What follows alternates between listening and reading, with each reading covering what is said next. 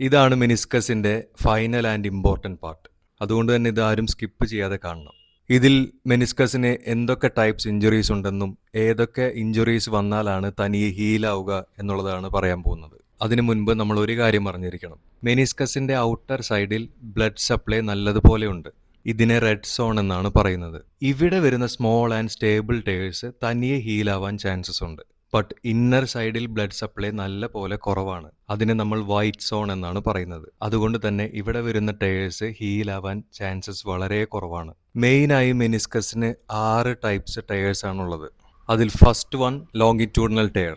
മെനിസ്കസിന്റെ length follow ചെയ്ത് longitudinal wise ഉണ്ടാകുന്ന ഒരു ടയർ ആണിത്. ഇത് സ്മോൾ ആൻഡ് സ്റ്റേബിൾ ടയർ ആണെങ്കിൽ പ്രോപ്പർ റിഹാബ് വഴി ഹീലാവും. ഇനി സെക്കൻഡ് വൺ റേഡിയൽ ടയർ. ഇത് ഇമേജിൽ കാണിക്കുന്ന പോലെ മെനിസ്കസിന്റെ സെന്ററിൽ നിന്ന് പുറത്തേക്ക് വരുന്ന ഒരു ടയറാണ്. ഈ ടൈപ്പ് ടയർ മെനിസ്കസിന്റെ മെയിൻ ഫംഗ്ഷൻ ആയിട്ടുള്ള ഷോക്ക് അബ്സോർപ്ഷനെ നന്നായി ബാധിക്കും. വലിയ റേഡിയൽ ടയർ ആണെങ്കിൽ സർജറി കൺസിഡർ ചെയ്യേണ്ടി വരും. ഇനി തേർഡ് വൺ ഹൊറിസോണ്ടൽ ടയർ. മെനിസ്കസിന് ടോപ്പ് ടു ബോട്ടം ടയർ ആവുന്നതാണിത്. ഇത് ഏജ് റിലേറ്റഡ് ഡീജനറേഷനിൽ കോമൺ ആണ്. ഇനി നാലാമതായി ഫ്ലാപ്പ് ടയർ. ഇവിടെ മെനിസ്കസിന്റെ ഒരു പീസ് ലൂസ് ഫ്ലാപ്പ് പോലെ മൂവ് ചെയ്യും. അതുകൊണ്ട് മൂവ്മെന്റ് ടൈമിൽ കാച്ചിങ് ഓർ ക്ലിക്കിംഗ് ഫീൽ ചെയ്യാം. സിംറ്റംസ് സ്ട്രോങ് ആണെങ്കിൽ ഇതിന് സർജറി കൺസിഡർ ചെയ്യാം. ഇനി അഞ്ചാമതായി ബക്കറ്റ് ഹാൻഡിൽ ടയർ. ഇത് നമ്മൾ നേരത്തെ പറഞ്ഞ ലോങ്ങിറ്റ്യൂഡിനൽ ടയറിന്റെ സിവിയർ ടൈപ്പാണ്. മെനിസ്കസിന്റെ മുറിഞ്ഞ പീസ് ബക്കറ്റ് ഹാൻഡിൽ പോലെ കാണപ്പെടും.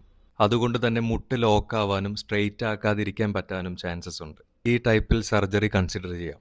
ചില ആളുകൾക്ക് MRIയിൽ ടയർ ഉണ്ടെങ്കിലും പെയിനും സിംറ്റംസ് ഒന്നും കാണില്ല. അതുകൊണ്ട് റിപ്പോർട്ട്സ് മാത്രം നോക്കി പാനിക് ആവരുത്. Clinical assessment, symptoms, life style, goals ഇതെല്ലാം വെച്ചാണ് ഒരു ട്രീറ്റ്മെന്റ് ഡിസൈഡ് ചെയ്യുന്നത്. ഈ മെനിസ്കസ് റീലി യൂസ്ഫുൾ ആയെങ്കിൽ ഫ്രണ്ട്സിന് ഷെയർ ചെയ്യാനും ഫോളോ ചെയ്യാനും മറക്കരുത്.